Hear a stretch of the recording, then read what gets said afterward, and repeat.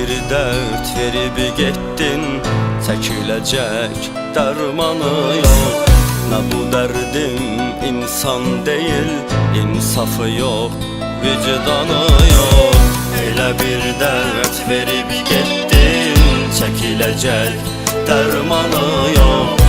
Nə bu dərdim insan deyil, insafı yox, vicdanı yox. Həsrətinin məhkumuyam, ömür vaxtım dolmayınca. Sənsiz keçən hər gün əzab, sən yanımda olmayınca. Həsrətinin məhkumuyam, ömür vaxtım dolmayınca. Sənsiz keçən hər gün əzab, sən yanımda olmayınca.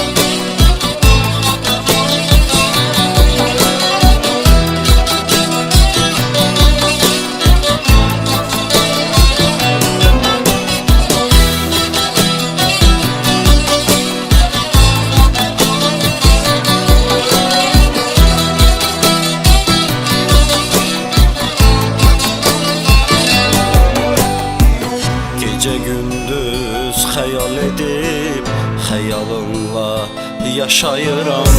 Sənə olan bu sevgimi yenə sənsiz daşıyıram. Gecə gündüz xəyal edib, xəyalınla yaşayıram. Sənə olan bu sevgimi yenə sənsiz daşıyıram. Elə bilmə gerçək olan, səndən ayrı, səndən sonra yalan oldu, hər şey yalan. Elə bilmə unudulmaz, gerçək olan, səndən ayrı, səndən sonra yalan